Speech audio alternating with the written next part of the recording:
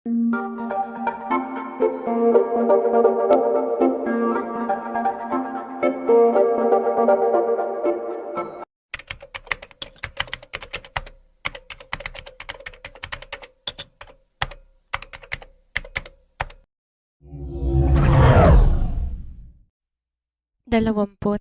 taon.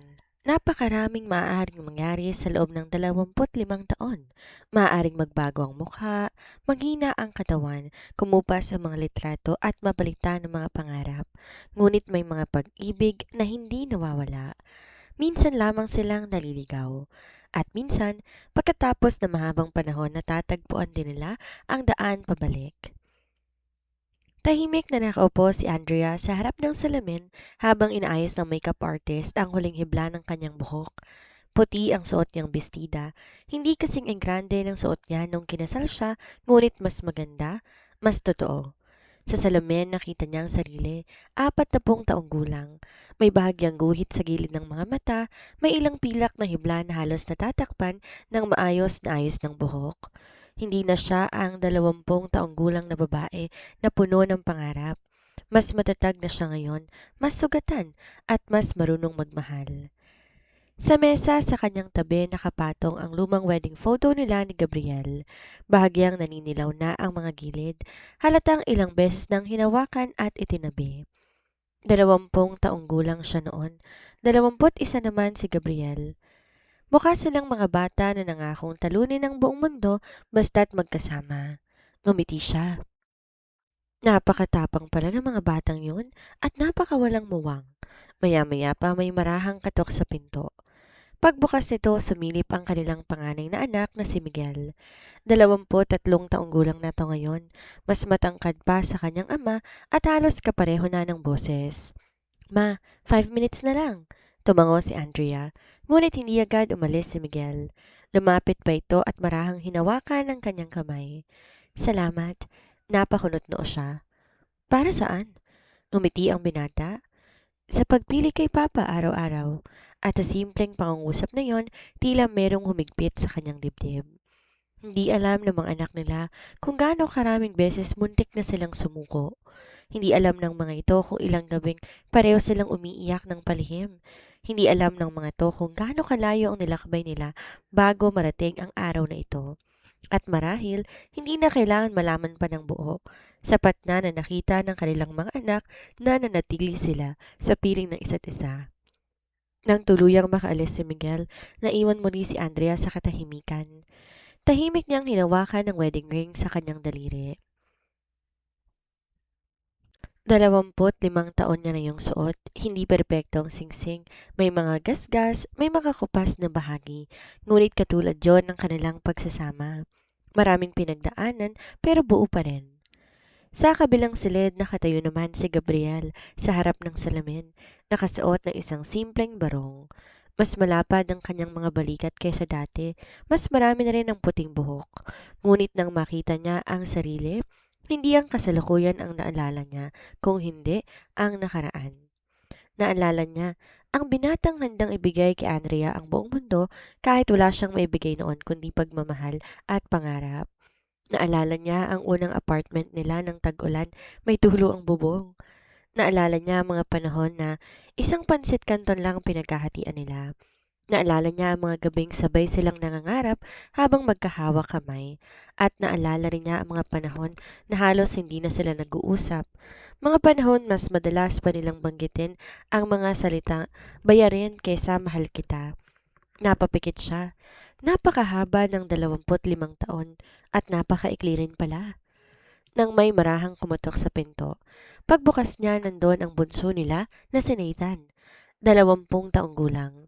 Pa, oh, ngumiti ito. Kinakabahan ka? Napatawa si Gabriel, parang ikakasal ulit.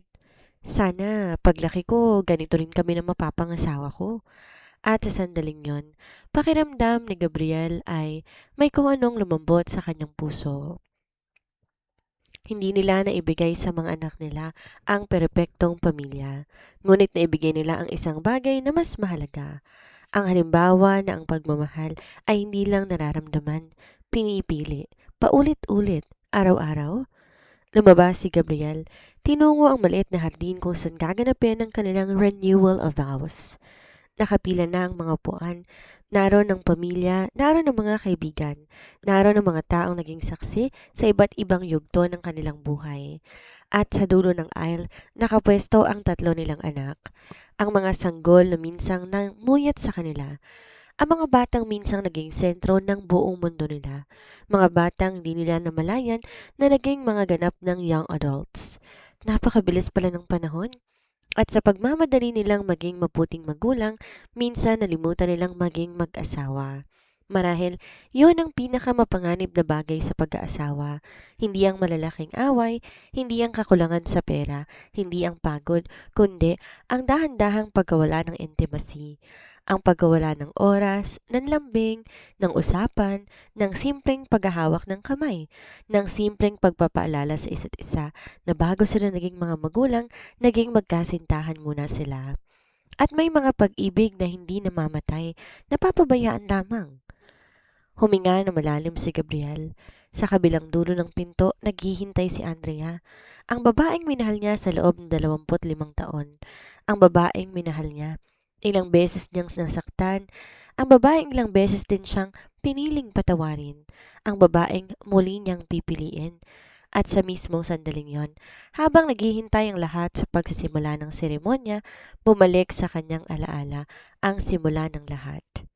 Noong bata pa sila, noong simple pa ang buhay, noong sapat ang pagmamahal para paniwalaan nilang kaya nilang lampasan ang lahat. At doon nagsimula ang kwento nila. Bago sila naging mama at papa, bago sila natutong magbilang ng bayarin sa halip ng mga pangarap, bago napuno ng laruan, bote ng gatas, diaper at school projects ang maliit nilang tahanan. May panahon ang mundo nila ay umiikot pa lamang sa isa't isa.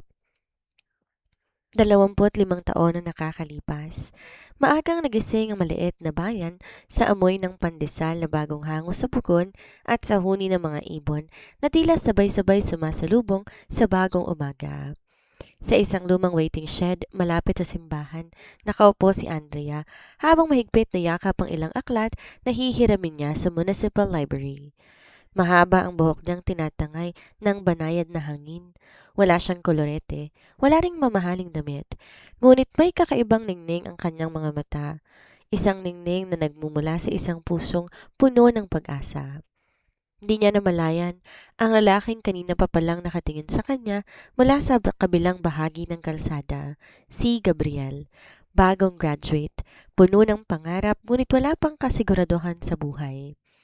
Napangiti siya na makitang muli ang dalagang ilang linggo na siyang nakakasabay sa biyahe. Hindi pa sila magkakilala noon, ngunit sapat na ang simpleng pagngitian sa tuwing nagkakasalubong ang kanilang mga mata. May mga pag-ibig na hindi nagsisimula sa malalaking eksena. Minsan, nagsisimula lamang lahat sa isang pamilyar na mukha, sa isang simpleng magandang umaga at sa pag-asang bukas magkikita silang muli. Makalipas sa ilang buwan, hindi na aksidente ang kanilang mga pagkikita. Nagkakaroon na ng dahilan ng bawat isa para dumaan sa parehong ruta. Nagiging mas mahaba ang mga usapan mula sa paboritong pagkain hanggang sa mga pangarap. Pareho silang nanggaling sa simpleng pamilya. Pareho silang naniniwala na di kailangan maging mayaman para maging masaya. Ang mahalaga, may tahanang uuwian, may taong naghihintay, at may pusong handang magmahal. Nang minsang ihatid ni Gabriel si Andrea pauwi, huminto sila sa tunay na tanaw ng ilog. Papalubog na ang araw, kulay kahel ang buong langit. Tahimik sila, magkatabing nakatanaw sa tubig. Hindi nila kailangan magsalita, sapat na ang presensya ng isa't isa. Sa katahimikang yon, doon, unang naramdaman ni Gabriel na gusto niyang makasamang babaeng yon habang buhay. Hindi dahil perpekto siya, kundi dahil kapag kasama niya si Andrea, pakiramdam niya kompleto siya. Hindi marangya ang naging panliligaw. Walang mamahaling regalo, walang engranding sorpresa. Mas madalas, fishball sa kanto, mais na inihaw habang naglalakad, o kaya iisang soft drinks na may 2 straw. At sa bawat simpleng sandaling yon, mas lalo nilang nakikilala ang isa't isa. Natutunan ni Gabriel na mahilig palang tumawa si Andrea kahit sa pinakamababaw na biro. Samantalang napansin naman ni Andrea na kahit pagod na pagod si Gabriel sa trabaho, hindi nito nakakalimutang maglaan ng oras para makita siya. Hindi nila alam noon na balang araw, yun mismong oras na yon ang pinaka-miss nila. Isang taon matapos silang maging magkasintahan, nagpasya silang magpakasal. Maraming nagsabing masyado pa silang bata. May ilan ding nagsabing wala pa silang sapat na ipon. Ngunit ang tanging sigurado sila ay ang isa't isa. Di nila pinangarap ang malaking bahay, hindi rin ang mamahaling sasakyan. Ang pangarap lang nila, simpleng hapagkainan na sabay nilang pagsasaluhan gabi-gabi. Isang tahanang puno ng tawanan at mga anak na lalaking marunong magmahal. Sa unang gabi nila bilang mag-asawa, habang nakaupo sa sahig ng inuupahan nilang maliit na apartment, pinagmamasdan nila ang ilang karton na nagsisilbing mesa. May electric fan na maingay ang ikot. May kutsyon na halos kasya lang silang kanilang dalawa. May maliit na kalan at iilang plato, ngunit hindi nila naramdaman na may kulang. Para sa kanila nasa bahay ng lahat ng kailangan nila. May pagmamahal, may pag-asa, may pangarap, at may pangakong haharapin nilang lahat ng magkasama. Mabilis lumipas ang unang 2 taon. Puno ito ng tawanan, bigla ang road trip kahit hanggang kabilang bayan lamang, pagluluto ng sabay, pag-awit habang naguhugas ng pinggan, at mahahabang gabi ng pag-uusap tungkol sa magiging kinabukasan nila. Di nila namamalayan madaling araw na pala sa dami ng kanilang napagkukwentuhan. Walang cellphone na humahadlang sa kanilang tinginan, walang overtime, walang deadlines, silang dalawa lamang, magkahawa kamay at tila walang katapusan ang kanilang mga pangarap. Pagkaraan ng ilang buwan, isang umagang tuluyang nagbabago sa takbo ng kanilang buhay. Tahimik na iniabot ni Andrea ang isang maliit na pregnancy test kay Gabriel. Nanginginig ang kanyang mga kamay, ngunit may ngiti sa kanyang labi. Ilang segundo lang ang lumipas, bago napuno ng luha ang mga mata ni Gabriel. Hindi siya umiiyak dahil sa takot, umiiyak siya dahil sa saya. Magiging ama na siya, at si Andrea magiging ina. Sa araw na yon, tila mas lumaki ang mundo nilang dalawa.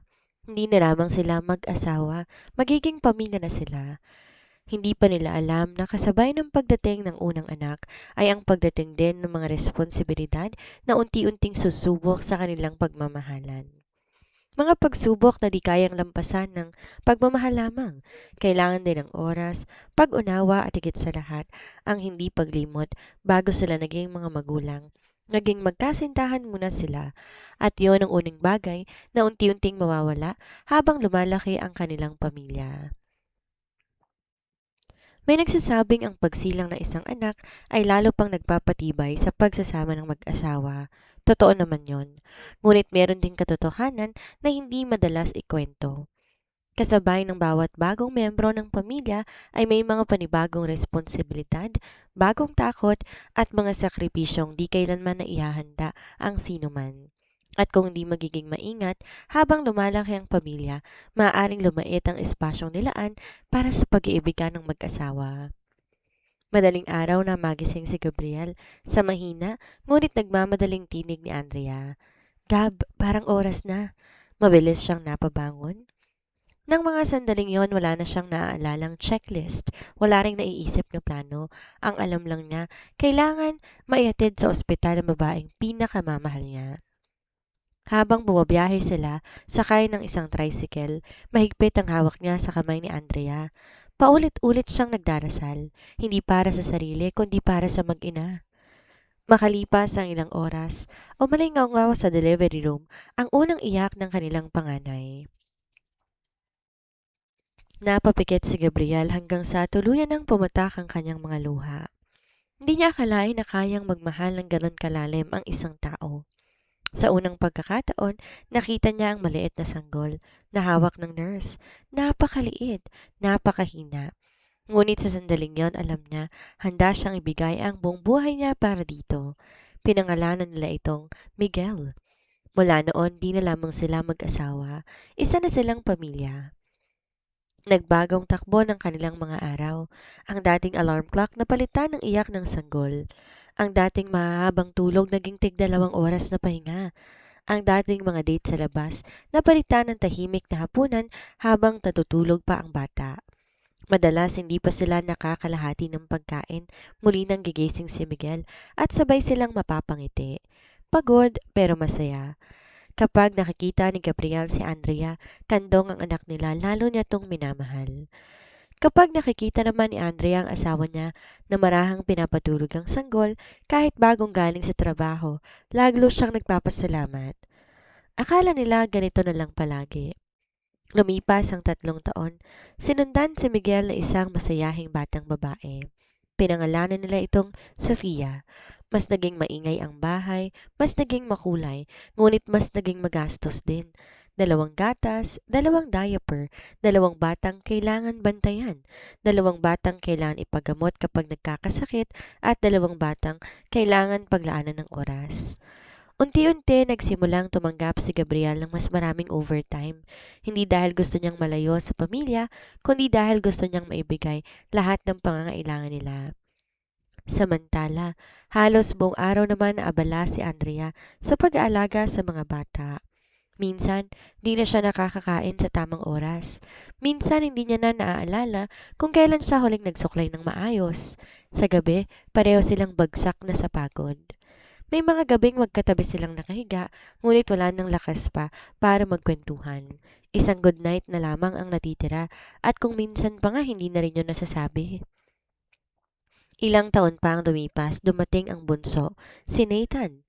3 bata, 3 batang pare-parehong nangangailangan ng pagmamahal.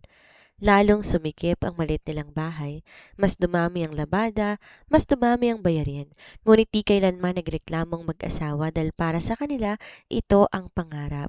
Ito ang pinili nilang buhay. Isang Sabado ng umaga, habang naghahanda ng almusal si Andrea, napansin niya, tahimik na nakatingin si Gabriel sa lumang picture frame sa sala. Larawan niyo ano bagong kasal pa lamang sila. Nakayakap siya rito habang pareho silang tumatawa. Ang bata pa natin dyan? Mahina niyang sabi. Napangiti si Gabriel. Oo.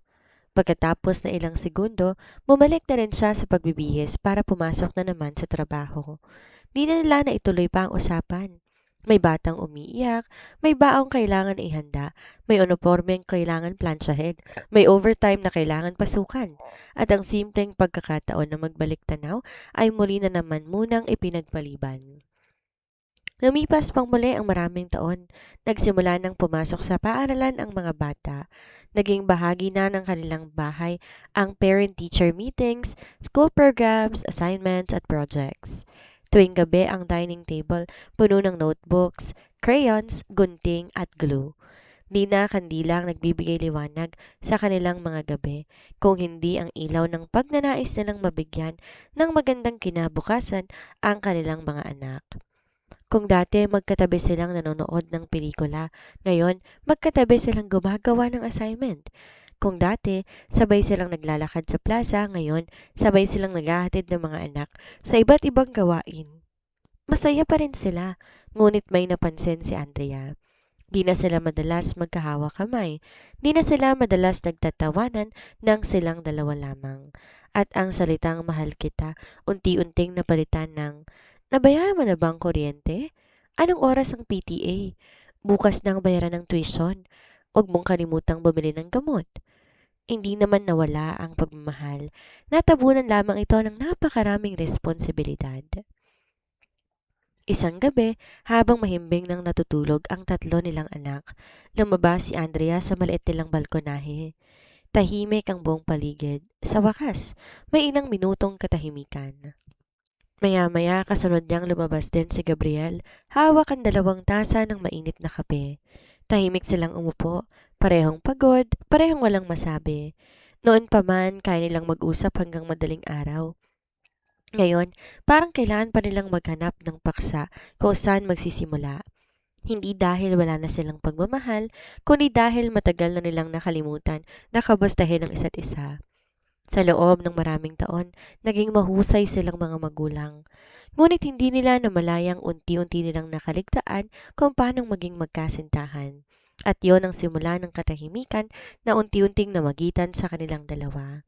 Hindi ito nangyari sa isang gabi lang. Hindi rin to dahil sa isang malaking pagkakamali. Nangyari ito sa libo-libong maliliit na sandali na pinili nilang unahin ang lahat, maliban sa isa't isa. At ang katahimikan yon ay unti-unti magiging pinakamalaking pagsubok na haharapin ng kanilang pagsasama. May mga bagyong dumarating ng may kulog at kidlat. Madaling makita, madaling paghandaan. Ngunit meron ding mga bagyo na halos hindi mo maramdaman. Walang ingay, walang sigawan, walang malalakas na away. Hanggang isang araw magigising ka na lamang at mapapansin na ang dating mainit na pagmamahalan ay tila naging malamig na hangin. Hindi dahil nawala ang pag-ibig, kundi dahil unti-unti itong napabayaan.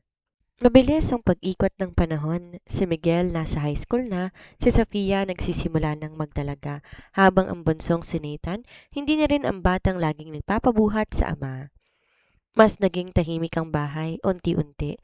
Hindi na dahil tulog ang mga bata, kundi dahil bawat isa abala na sa kani-kanilang mundo.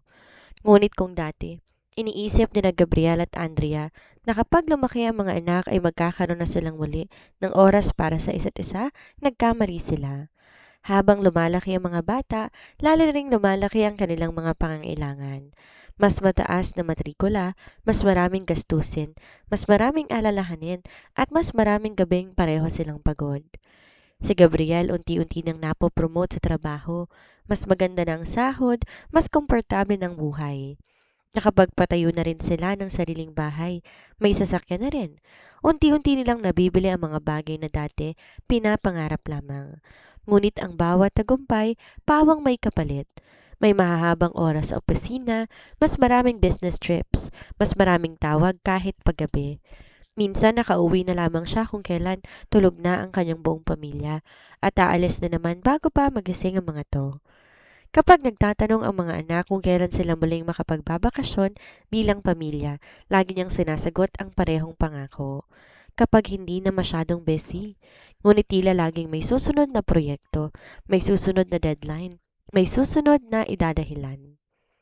Samantala, si Andrea naman naging sentro ng buong tahanan.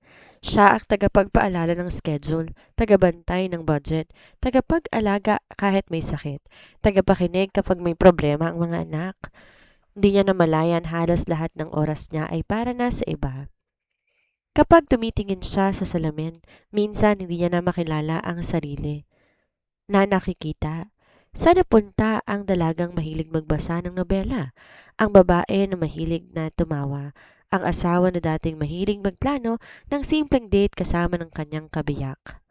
Parang unti-unti siyang nawala sa dami ng papel niyang kailangan na gampanan. Hindi sila madalas mag-away. Sa katunayan, marami nagsasabing sila ang huwarang mag-asawa. Hindi sila nagsisigawan. Hindi sila nagbabatuhan ng masasakit na salita. Palagi silang magkasama sa mga school activities. Palagi silang nagtutulungan. Ngunit walang nakakakita sa katahimikan pag uwi nila sa bahay. Habang nanonood ng telebisyon si Gabriel, tahimik namang nagliligpit si Andrea sa kusina. Kapag natapos sa mga gawaing bahay, isa na lang sa kanila ang gising. Kapag may pagkakataon ng magkasabay, pareho naman silang pagod. Unti-unti ang kanilang relasyon naging parang isang maayos na negosyo, organisado, responsable, ngunit wala ng dating lambing. Minsan, pinagdiriwang nila ang kanilang wedding anniversary, hindi sa isang restaurant, hindi sa isang mahabang date, kundi sa isang fast food restaurant matapos dumalo sa school program ng bunso. Habang kumakain, pareho pa silang abala sa pagtingin sa kani-kanilang cellphone. Meron kailangan sagutin email si Gabriel. May kailangan kausaping class advisor si Andrea. Nang maubos ang pagkain, sabay na silang tumayo. Di man lang nila napansin, yun na palang anibersaryo nila. Kinagabihan na lamang nila ito na alala. Nagkatinginan sila, parehong ngumiti, parehong nagsabing, bawi na lang tayo. Ngunit ang bawi ay hindi na dumating. Sa paglipas ng mga taon, may isang bagay na mas lalong nawala, hindi lamang ang oras, kundi ang intimacy. Hindi lamang to tungkol sa paglalambingan. Ang intimacy ay ang kayahang sabihin ng pagod ako at ang marinig ang sagot na nandito lang ako. Ito yung paghawak sa kamay ng asawa kahit walang okasyon. Ang pagtatanong kung kumusta ang puso niya, di lang kung kumusta ang trabaho. Ang pagtawa sa parehong kwento kahit ilang beses nang narinig. Ang pananalangin na magkahawak kamay bago matulog. Unti-unti nawala ang mga simpleng bagay na yon. Hindi dahil ayaw na nila, kundi dahil palagi nilang naiisip na maaari naman tong gawin bukas. Hanggang sa ang bukas naging maraming taon. Isang gabi, habang nag-aayos ng lumang cabinet si Andrea, may nahulog na maliit na kahon. Nang buksan niya ito, nakita niya ang mga lumang ticket ng sine. Mga resibong tinabi pa niya mula sa una nilang mga date. Meron ding maliit na papel, sulat kamay ni Gabriel. Kahit maliit lang ang bahay natin balang araw, basta magkasama tayo magiging tahanan yon. Napangiti siya, sabay ng pagpatak ng isang luha. Hindi dahil wala ng pagmamahal, kundi dahil namimiss niya na ang lalaking nagsulat noon. At mas lalo niyang namimiss ang babaeng unang binasahan ng sulat na iyon. Kinagabihan umuwi si Gabriel mas maaga kaysa karaniwan. Tahimik niyang nadatnan si Andrea sa sala. Hindi ito nanonood ng telebisyon, hindi rin nagbabasa. Tahimik lang tong nakatingin sa lumang photo album. Umupo siya sa tabi nito. Hindi sila nagsalita. Isa-isang binuklat ni Andrea ang mga larawan. Naroon ang unang apartment. Ang unang Christmas nila, ang unang birthday ni Miguel, ang bakasyong pinag-ipunan nila ng halos isang taon. Sa bawat pahina may alaalang muling nabubuhay. At sa bawat alaala, pareho nilang napagtatanto kung gaano kalayo ang narating nila. Ngunit may tanong na pareho nilang hindi masabi. Sa dami ng naabot nila, naiwan ba nilang isa't isa sa daan? Mula sa ikalawang palapag, lihim silang pinagmamasdan ni Miguel. Hindi na siya bata, marunong na siyang magbasa ng katahimikan. Napansin niya, matagal nang di nagtatawanan ng kanyang mga magulang tulad ng dati. Napansin niyang di na sila naglalakad ng magkahawak kamay. Napansin niyang bihira na silang magtinginan sa mga mata. At sa unang pagkakataon, naisip niya ang isang plano. At napagtanto ng isang tahanan maaaring maging tahimik kahit wala namang magkaaway. Hindi pa nila alam ang katahimikang yon ang unti-unti magdadala sa kanila sa marahil pinakamahirap na yugto ng kanilang pagsasama.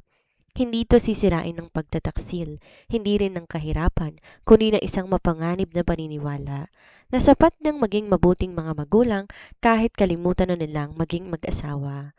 At sa pagdating na isang gabi na puno ng pagod, luha at matagal na mga salita ng kinikimkim, pareho nilang itatanong sa sarili ang tanong na pinaka-kinatatakutan ng bawat mag-asawa. Masaya pa ba tayo? O magkasama na lang dahil nasaring na tayo? Ang sagot sa tanong na yon ang magpapasya kung matatapos ba ang kanilang kwento o kung doon pa lamang ito muling magsisimula. May mga sugat na hindi nakikita, walang pasa, walang dugo, ngunit sa bawat araw na hindi napapansin lalo tong lumalalim. Ganito nasugatan ang pagsasama ni Gabriel at Andrea, hindi dahil sa isang malaking pagkakamali, kundi dahil may ibang taong namagitan. Hindi din dahil sa may iba, kundi dahil sa napakaraming pagkakataon na pinagpariban nila na pakinggan ang isa't isa. Hanggang dumating ang gabing wala na kayang itago ang katahimikan. Biyernes ng gabi, malakas ang ulan. Isa-isa nang natulog ang kanilang mga anak matapos ang mahabang araw. Mahabang linggo sa paaralan at trabaho. Tahimik ang buong bahay. Si Andrea nasa kusina, dahan-dahang naguhugas ng mga plato. Hindi siya nagmamadali. Alam niya, kapag natapos na lahat ng gawaing bahay, wala na naman siyang ibang haharapin kundi ang katahimikan. Makalipas ng ilang minuto, bumukas ang pinto. Umuwi si Gabriel. Basang-basa ang manggas ng kanyang polo. Halata sa mukha ang pagod, ngunit mas halata ang bigat ng isip. Tahimik siyang umupo sa sala. Di niya agad napansin ang maliit na kahon na nakapatong sa center table. Nang buksan niya to, nakita niyang isang lumang wristwatch. Regalo yon ni Andrea nung una pa lamang siyang napromote sa trabaho. Kasama nitong isang maikling sulat. Hindi ko kailangan ng mayamang asawa. Ang gusto ko lang ay lalaking umuwi sa akin. Matagal niyang tinitigan ang sulat. Hindi niya namalayang nakatayo na pala sa may pintuan si Andrea. Pareho silang tahimik hanggang si Gabriel ang unang nagsalita. Naalala mo pa pala 'to? Mahinang ngumiti si Andrea. Paano ko makakalimutan? Muli na namang bumalot ang katahimikan. Noon pa man magaling silang manahimik, ngunit sa gabing yon, hindi na sapat ang katahimikan. Dati, mahinang wika ni Andrea. Kahit wala tayong pera, parang mas masaya tayo. Hindi ito tanong. Isa itong tapat na pag-amin. Napabuntong hininga si Gabriel. Di ko naman ginawa ng lahat ng to para mapalayo sa inyo. Alam ko, pinaghirapan ko ang lahat para sa pamilya. Alam ko rin. Tumango si Gabriel, ngunit napansin niya may mga luha nang namumuo sa mata ng kanyang asawa. Pero mahina nitong dugtong. Habang binubuo natin ang pangarap ng pamilya natin, pakiramdam ko unti-unti tayong nawawalan ng oras para sa isa't isa. Walang galit sa boses ni Andrea. Mas masakit yon dahil purong katotohanan. Di agad nakasagot si Gabriel. Marami siyang gustong ipaliwanag na ginawa niyang lahat dahil sa pagmamahal niya sa kanila, na wala siyang pinalampas na overtime para lang magkaroon ng mas magandang kinabukasan ang mga anak nila, na bawat pagod niya ay may dahilan.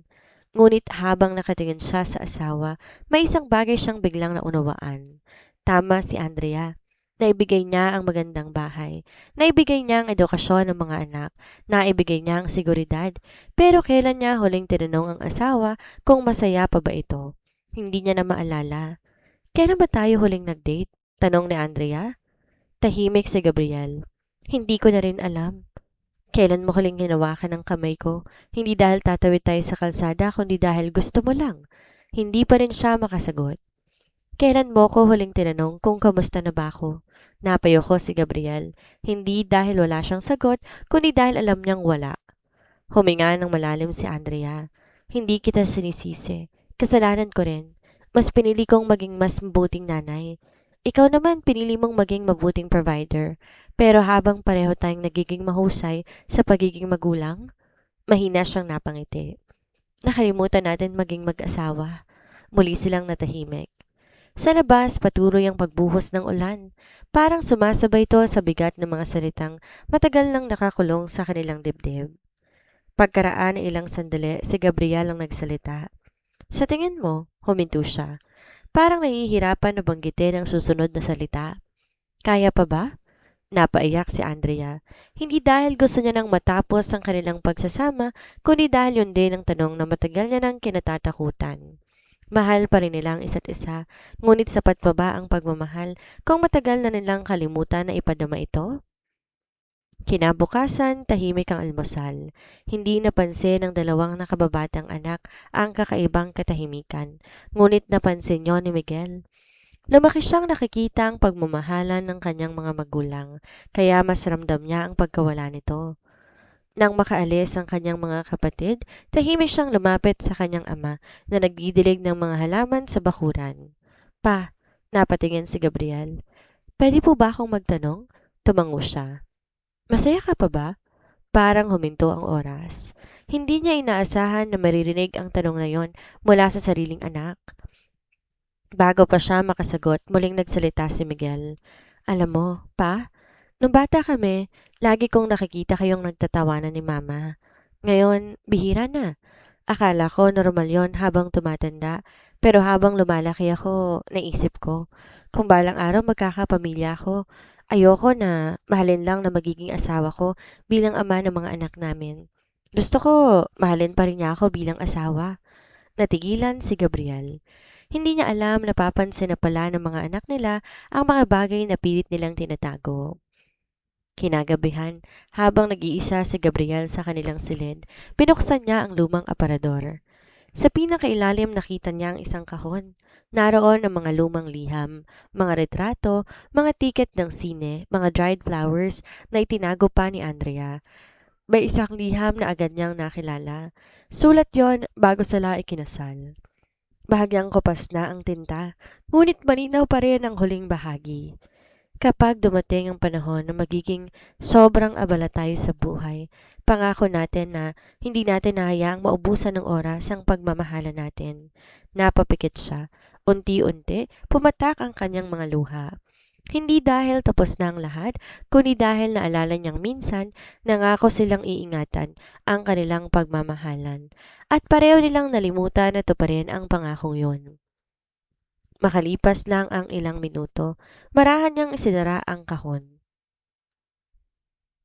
Lumabas siya ng silid, tinungo ang kusina. Naroon si Andrea, tahimik na nagtitimpla ng tsaa. Hindi siya nagsalita kaagad. Lumapit lamang siya. At sa unang pagkakataon matapos na napakaraming taon, marahan niyang hinawakan ang kamay ng kanyang asawa. Hindi ito malaking kilos. Hindi rin ito agad nabura ang lahat ng sakit. Ngunit iyon ang unang hakbang pabalik, hindi patungo sa dati nilang relasyon, kundi sa isang mas matatag na pagmamahalan na natutong tanggapin na ang pag-aasawa ay hindi na lamang tungkol sa pagpapalaki ng mga anak. Ito ay tungkol din sa araw-araw na pagpiling mahalin ang taong minsan mong pinangakuan ng habang buhay. At sa gabing yon, hindi pa tapos ang kwento nila. Sa katunayan, doon pa lamang sila tunay na nagsisimulang magsikap na maging mag-asawang muli.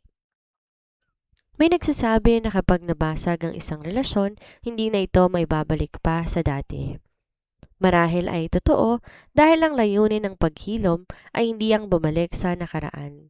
Ang tunay na paghilom ay bumuo ng panibagong pagsasama, mas matatag, mas mapagpakumbaba at mas malalim kaysa dati. Hindi nagising kinaumagahan sina Gabriel at Andrea na bigla na lamang nawala na lahat ng sakit. Hindi rin naglaho ang mga taon ng pananahimik, hindi ganoon ang totoong buhay. Ang pagbabago ay nagsisimula sa maliliit na hakbang at ang bawat hakbang ay isang pagpili. Kinabukasan nagising si Andrea, may amoy ng bagong timplang kape. Paglabas niya ng kusina nakita niya nakatalikod si Gabriel habang nagpiprito ng itlog. Hindi ito perpekto. Bahagyang sunog ang gilid. Napangiti si Andrea. Maaga kayatang nagising. Lumingon si Gabriel at ngumiti. Hindi ko na maalala kung kailan kita huling ipinaghanda ng almusal. Hindi ito malaking sorpresa, hindi rin mamahaling regalo. Ngunit sa mahabang panahon, yun ang unang pagkakataon na may ginawa si Gabriel hindi dahil kailangan, kundi dahil gusto niyang iparamdam sa asawa na mahalaga ito. Tahimik silang nagsalo sa almusal. Hindi sila nagmamadali. Wala ring cellphone sa lamesa. Sa halip pag-usapan ng mga bayarin at schedule ng mga anak, nagtanungan sila ng mga bagay na matagal nang nakalimutan. Kamusta ka? Napapagod ka ba? Ang mga gusto kong gawin kapag may libreng araw tayo. Mga simpleng tanong ngunit napakahalaga. Dahil sa unang pagkakataon, matapos na maraming taon, muli nilang kinumusta ang puso ng isa't isa. Di naging madali ang mga sumunod na linggo. May mga araw na bumabalik sila sa dating nakasanayan. May mga pagkakataong muli silang nalulunod sa trabaho at responsibilidad. Ngunit ngayon, may ginagawa silang magkaiba. Kapag napapansin nilang lumalayo na naman sila sa isa't isa, humihinto sila, hindi para magtalo, kundi para mag-usap. Unti-unti nilang natututunang sabihin ang mga salitang matagal nilang kinikimkim. Pagod ako, natatakot ako, kailangan kita. Hindi pala kahinaan ang pag-amin. Minsan yon ang pinakamatapang na kayang gawin ng mag-asawa. Isang Sabado, habang nasa kolehiyo na si Miguel at abala na rin sina Sofia at Nathan sa kani-kanilang gawain. Napansin ni Gabriel na bihira na silang kumpleto sa bahay. Tahimik ang sala, tahimik ang kusina, tahimik ang buong tahanan. Lumapit siya kay Andrea. May oras ka ba? Napangiti ito. Para saan? Date tayo. Napatawa si Andrea. Date? Ngayon? Oo. Wala akong reservation.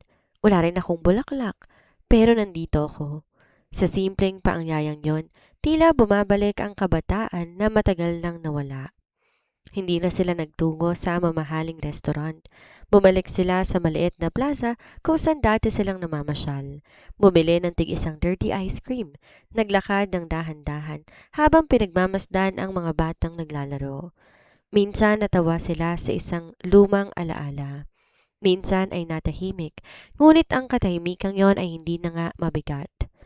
Ito ay katahimikang komportable. Ang katahimikan ng dalawang taong alam na hindi kailangan magsalita palagi para maintindihan ang isa't isa. Habang naglalakad, napansin ni Andrea na marahang hinawakan ni Gabriel ang kanyang kamay. Hindi dahil tatawid sila, hindi dahil may tao sa paligid, kundi dahil gusto lamang nitong gawin yon. Napatingin siya sa kanilang magkahawak na kamay. Mas marami na ang kulubot, mas halata na ang mga ugat.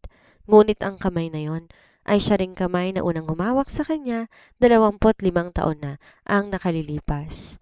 At muli niyang naisip, di pala kailangan bumata ang mukha upang muling maranasan ang kilig. Mula noon, gumawa sila ng isang simpleng kasunduan.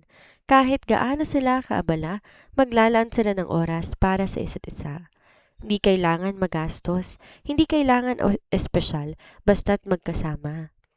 Minsan sabay silang nagtitimpla ng kape bago matulog. Minsan ay naglalakad sa umaga, minsan nanonood ng lumang pelikula na pareho nilang gusto.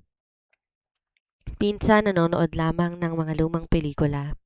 At tuwing linggo, matapos ng hapunan, magdarasal sila na magkahawak kamay. Hindi lang para sa mga anak, kundi para din sa kanilang pagsasama. Pinagdarasal nilang wag na lamang nila na muling hahayaan na maagaw ng responsibilidad ang oras na para sa kanilang dalawa. Unti-unti rin napansin na ito ng kanilang mga anak. Isang umaga nadatna ni Sofia ang kanyang mga magulang sa kusina. Di na sila nag-uusap tungkol sa gastusin, hindi rin ng tungkol sa trabaho.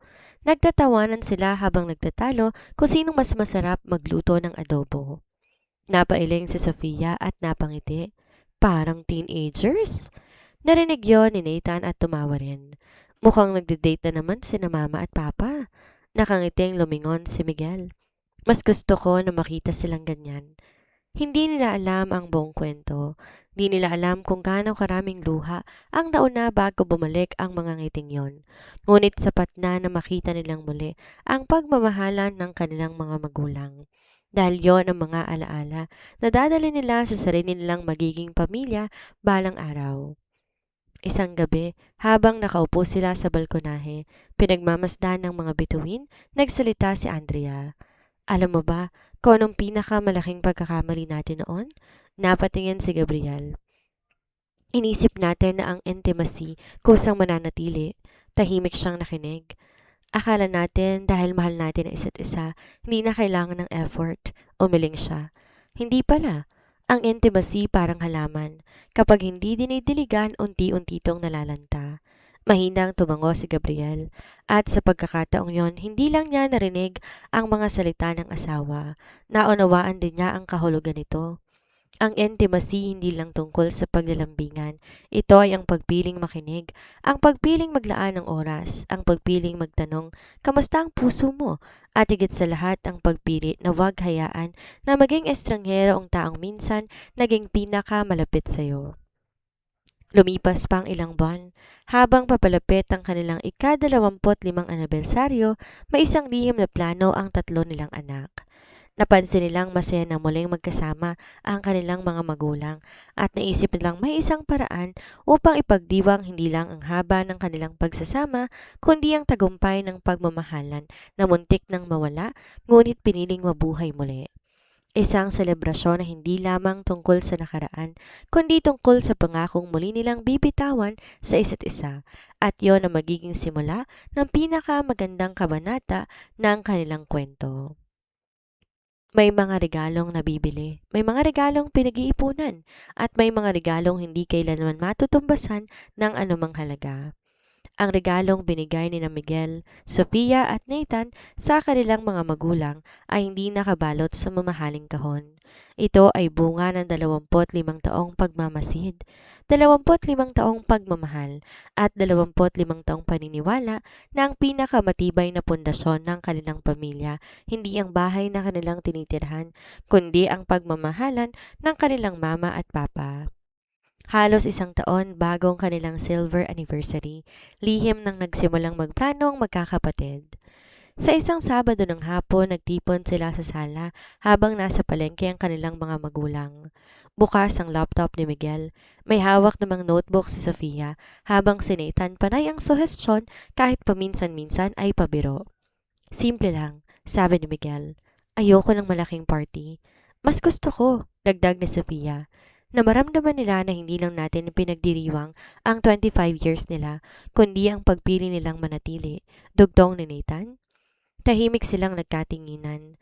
Pare-pareho nilang alam na hindi naging perpektong pagsasama ng kanilang mga magulang. May mga panahong ramdam din nila tila may distansyang namamagitan sa dalawa. Di man sila sinabihan ng lahat ng detalye, sapat ng mga bagay na nakita nila. Ang mga gabing tahimik ang hapagkainan, ang mga panahong bihira ng marinig ang tawanan, ang mga umagang tila abala ang bawat isa sa sarili nilang mundo, at pagkatapos ang unti-unting pagbabalik ng mga ngiti. Ang mga date na tila mga bagong magkasintahan, ang mga umagang sabay na nagkakape, ang mga gabing magkahawak silang nagdarasal. Di alam ng magkakapatid kung ano mismong nangyari, ngunit nakita nila ang bunga nito at iyon ang mahalaga. Naalala nyo ba? Tanong ni Sofia habang nakangiti. Nung bata tayo, akala ko normal na laging busy ang mga magulang. Tumango si Nathan. Akala ko rin. Pero ngayon, sabi ni Miguel, na nagtatrabaho na ako, saka ko lang na-realize kung gaano kahirap ang ginawa nilang sakripisyo. Hindi lang ang pagpapalaki sa tatlong anak, kundi pagpili sa isa't isa kahit maraming dahilan para mapagod. Mula noon, naging lihim na proyekto ng magkakapatid ang nalalapit na silver anniversary. Si Miguel ang nag-asikaso ng venue, isang maliit na garden na napalilibutan ng mga puno at puting bulaklak. Hindi marangya, ngunit payapa. Eksakto sa personalidad ng kanilang mga magulang. Si Sofia naman nakipag-ugnayan sa mga dating kaibigan at kamag-anak. Pinahanap niya ang mga lumang larawan ni na Gabriel at Andrea, mga litrato nung magkasintahan pa lamang sila, noong bagong kasal, nung unang beses nilang naging mga magulang, hanggang sa pinakabagong larawan ng pamilya. Samantalang si Nathan ang gumawa ng slideshow, bawat larawan may kasamang maikling mensahe. Ang tahanan ay nagsimula sa inyong dalawa. Salamat sa pagpili sa pamilya, at higit sa lahat, salamat sa pagpili sa isa't isa. Habang abala ang mga anak sa paghahanda, walang kamalay-malay sina Gabriel at Andrea. Patuloy lamang ang kanilang simpleng buhay. Tuwing Sabado ng umaga, naglalakad sila sa plaza. Tuwing Linggo, magkasabay silang nagsisimba. Paminsan-minsan, dumadaan sila sa lumang waiting shed kung saan unang nagsimula ang kanilang kwento. At ang bawat pagdaan doon, pareho silang napapangiti. Di ko akalain na dito pala magsisimula ang buong buhay natin, minsang sabi ni Andrea. Napangiti si Gabriel. Kung pwede lang bumalik. Mahina siyang umiling. Hindi. Nagulat si Gabriel. Bakit? Dahil kahit napakahirap ng dinaanan natin, hindi ko ipagpapalit ang buhay na binuo natin. Tumingin siya sa asawa. Kung bibigyan ako ng pagkakataon na ulitin ang buhay, ikaw pa rin ang pipiliin ko. Di agad nakasagot si Gabriel. Marahan niyang hinawakan ang kamay ni Andrea, at sa simpleng sandaling yon pareho nilang naisip ang pagmamahal ay hindi nasusukat sa dami ng masasayang alaala. Mas nasusukat to sa dami ng pagsubok na magkasama ninyong nalampasan. Ilang linggo bago ang anibersaryo, nagkaroon ng family dinner. Habang masayang nagkukwentuhan lahat, napansin ni Andrea panay ang tinginan ng tatlo nilang anak. May kung anong tinatagong mga to. Anong meron? Natatawang tanong niya. Wala po. Sabay-sabay na sagot ng tatlo. Napailing na lamang siya. Di niya alam na ang bawat ngiti ng mga anak ay may kasamang pananabik. Malapit na nilang maibigay ang pinakamatagal nilang pinaghandaan. Dumating ang mismong araw, isang maliwanag na umaga. Maagang ginising ni na Miguel ang kanilang mga magulang. Ma, pa, may pupuntahan tayo. Wala na ba kaming choice? Natatawang tanong ni Gabriel. Wala na po. Di na sila nagtanong. Sanay silang magtiwala sa kanilang mga anak. Habang papalapit ang sasakyan sa venue, napansin ni na Gabriel at Andrea ang mga puting bulaklak na nakahanay sa daan. May kakaibang kaba silang naramdaman. Pagbukas ng pinto ng sasakyan, tumambad sa kanilang isang maliit ngunit napakagandang hardin. May puting upuan, may simpleng arko na may mga bulaklak, at sa gitna nito ang mga taong naging bahagi ng kanilang 25 taong paglalakbay. mga magulang, mga kapatid, mga kaibigan, at ang tatlo nilang anak na nakangiting naghihintay sa dulo ng landas. Di napigilan ni Andrea ang mapaluha. Tinakpan ng kanyang bibig habang pinagmamasdan ng paligid. Lumapit si Sofia, marahang niyakap ang kanyang ina. Happy silver anniversary, ma? Si Nathan naman lumapit kay Gabriel. Pa, salamat. Napakunot noo si Gabriel. Para saan? Ngumiti ang binata. Sa hindi niyo pagsuko. Hindi na napigilan pa ni Gabriel ang mapaluha. Dahil sa unang pagkakataon na intindihan niya, ang bawat pagpiling manatili hindi lamang nagligtas sa kanilang pagsasama. Nagbigay din to ng magandang halimbawa sa kanilang mga anak kung anong ibig sabihin ng tunay na pagmamahal. Sa dulo ng aisle, magkahawak kamay na tumayo sina Gabriel at Andrea, at habang nagsisimulang tumugtog ang musika, unti-unting bumalik sa kasalukuyan ng kwento. Ang kwento ng dalawang taong minsang naligaw, ngunit natutong hanapin muli ang landas pabalik sa isa't isa. Handa na silang muling mangako, hindi bilang dalawang kabataang walang alam sa buhay, kundi bilang dalawang taong napatunayan na ang pag-ibig ay hindi lamang damdamin, isa itong desisyon. At ang pinakamagandang oo ay hindi lamang binibigkas sa araw ng kasal, ito ay inuulit araw-araw.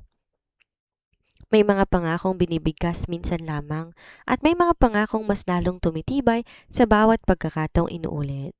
25 taon na nakalipas, namangako sina Gabriel at Andrea na magsasama habang buhay. Noon, bata pa sila, puno ng pangarap, puno ng pag-asa. Ngunit wala pa silang ideya kung gaano kabigat ang salitang habang buhay. Di nila alam na darating ang mga panahon na mauubusan sila ng pera, na mapupuyat sila sa pag-aalaga ng mga anak, na darating ang mga araw na hindi sila magkakaintindihan. May mga gabing matutulog silang pareho ang pagod, ngunit magkalayo ang puso. Hindi rin nila alam na darating ang panahon na halos makalimutan nilang sila'y mag-asawa bago naging mga magulang. Ngunit sa lahat ng yon, nandito pa rin sila, magkatabi. Nagsimulang tumugtog ang banayad na musika. Unti-unti bubukas ang mga pintuan ng hardin. Huminga ng malalim si Andrea. Habang nagsisimula siyang maglakad sa aisle, nakita niya nakatayo sa unahan si Gabriel. Ganon pa rin ang paraan ng pagtitig nito sa kanya. Parang siya pa rin ang pinakamagandang babae sa buong mundo. At ganon din ang naramdaman ni Gabriel. Di niya nakita ang mga pilak na hibla sa buhok ng asawa. Hindi niya nakita ang mga guhit ng panahon sa mukha nito. Ang nakita niya ay ang dalagang unang umiti sa kanya sa waiting shed 25 taon na ang nakalilipas. Muli siyang napangiti. Sa bawat hakbang ni Andrea, isa-isa ring bumabalik ang mga alaala. Ang unang pagkikita, ang unang date, ang maliit na apartment, ang unang iyak ni Miguel, ang unang bisikleta ni Sofia, ang unang graduation ni Nathan, ang mga gabing kulang ang tulog, ang mga araw na kulang ang pera, ang mga panahon na kulang ang oras at ang gabing muntik na nilang bitawan ng isa't isa. Ngunit higit sa lahat, naalala niyang araw na muli siyang nagpasyang magmahal. Nang magkatapat na silang muli, hindi nila natipigilang mapaluha. Lumapit ang pastor at muling nagsimula ang seremonya. Ngunit sa pagkakataong to, hindi na to tungkol sa pagsisimula lamang. Ito'y tungkol sa pagpapatuloy. Tinawag ang tatlong anak upang tumayo sa kanilang tabi. Napangiti si Gabriel habang minamasdan ng mga to. Noon silang dahilan kung bakit naging abala ang kanilang buhay. Ngayon sila rin ang dahilan kung ba't muling nagtagpo ang landas ng kanilang mga magulang. Tahimik na pumapatak ang luha ni Andrea, hindi ng lungkot kundi ng pasasalamat. Panahon na upang muling mangako. Mahinang hinawakan ni Gabriel ang magkabilang kamay ng asawa. 25 taon nang nakalilipas. Akala ko noon sapat na ang pagmamahal. Ngayon alam ko na ang pag-ibig ay hindi lang nararamdaman. Ito ay pinipili. Kapag masaya, kapag pagod, kapag magaan ang buhay, at lalo na kapag mahirap. Salamat sa hindi pagsuko. At kung may isa pa akong buhay na ibibigay sa akin, ikaw pa rin ang hahanapin ko. Mahal ko. Di na nga napigilan ni Andrea ang kanyang mga luha. Nang siyang magsasalita, bahagya siyang napatawa. Nung una kitang minahal, akala ko pinakamahirap magsimula. Nagkamali ako. Mas mahirap palang manatili, pero mas maganda rin. Dahil ngayon, hindi na lang kita mahal dahil sa lalaking pinakasalan ko. Mahal kita dahil sa lalaking pinili akong mahalin araw-araw at araw-araw din kitang pipiliin. Palakpakan ng umalingaw sa buong hardin. Niyakap sila ng kanilang mga anak at sa gitna ng lahat ng tawanan, luhaan at yakapan, napansin ni Gabriel ang wedding photographer. Sir, ma'am, one more kiss! Napatawang lahat. Nahihiyang napailing si Andrea. Gabriel, ang daming nanonood. Ngumiti si Gabriel at marahang inilapit ang noo sa noo ng kanyang asawa. 25 taon na kitang asawa. Pwede na siguro kung hindi mahiya. Natawa si Andrea bago marahan itong hinalikan sa noo. Mas malakas ang palakpakan at sa pagkakataong yon pakiramdam nila bago muli silang kasal. Lumipas ang programa, unti-unting nagsiuwian ng mga bisita. Ang hardin na kanina'y puno ng tawanan naging tahimik. Habang naglalakad sina Gabriel at Andrea sa gitna ng mga ilaw na nakasabit sa mga puno, napansin nilang nasa malayong 3 nilang anak. Nag-uusap-usap, panay tingin sa kanilang dalawa. Lumapit si Nathan, hawak ang isang maliit na sobre at iniabot sa kanya. Ingat po kayo. Napakunot noo si Andrea. Ingat saan? Napangiti si Nathan. Buksan nyo na lang po. Pagkaalis ng mga anak, binuksan ni Gabriel ang sobre. 2 airline tickets, kasama ng reservation sa isang beach resort. Sa ibaba may sulat, Dear Mama and Papa, 25 years kayong naging pinakamagaling na nanay at tatay. Ngayon naman, pahinga muna sa pagiging mama at papa. Mag-asawa muna ulit kayo. Love, Miguel, Sofia, and Nathan. Napatawa si Andrea habang umiiling. Ang mga anak natin, mukhang mahinang natawa rin si Gabriel. Pinalalayas tayo. Habang papalabas sila ng venue, sumingit si Gabriel, marahang hinawakan ang kamay ng asawa. Andrea, lumipas ang 25 taon. Pwede ba kitang ligawan ulit? Napangiti siya. Depende. San mo ako dadalhin? Inangat ni Gabriel ang 2 airline tickets. Sa honeymoon. Napatawa si Andrea. Honeymoon? Oo, pero may kondisyon. Ano? Walang pag-uusapan tungkol sa bills, walang trabaho, walang anak. Nagkunwari siyang nag-isip. Sandali, hindi ba tayo hanapin ng mga anak natin? Napangiti si Gabriel. Ano ka ba? Young adults na sila. Tayo naman ang aalagaan nila ngayon. Nagkatinginan sila, parehong napatawa. At sa unang pagkakataon matapos sa napakaraming taon, hindi sila naglakad bilang mga magulang, kundi bilang isang boyfriend at isang girlfriend na muling kinikilig sa bawat paghahawak ng kamay. Habang papalayo sa hardin, narinig pa nilang sumigaw si Miguel mula sa malayo. Pa! Lumingon si Gabriel. Huwag kang mag-overtime sa honeymoon, ang tuhod. Nagtawanan ng lahat. Napailing si Gabriel at bahagyang namula. Anak talaga natin yun. Tumikhim si Andrea, kunway seryoso. At ikaw, Mr. Gabriel, may 25 years kang hindi pa nabawing dates. Handa ka bang bayaran lahat ng utang mo? Napangiti siya ng malapad. Buong buhay kong babayaran. In fact, marahan niyang inalok ang kanyang braso. Miss Andrea, pwede bang samahan mo ulit akong gumawa ng mga bagong alaala? Sinukbit ni Andrea ang kanyang kamay sa braso ng asawa. Sige, pero tandaan mo, sa honeymoon na to, bawal akong tawaging mama. Napatawa si Gabriel. Yes, my love. At magkahawa kamay silang naglakad palayo, habang ang dapit hapon unti-unting nagiging gabi. Hindi yon ang wakas ng kanilang kwento, dahil ang pag-aasawa'y walang tunay na katapusan. Ito'y paglalakbay araw-araw na pinipiling simulan muli. At kung may lihim ang isang pag-ibig na tumagal ng 25 taon, hindi yon sa dami ng pera, laki ng bahay o bilang ng mga naabot na pangarap. Nasa mga simpleng sandali na pinili nilang maging magkasintahan kahit mga magulang na sila.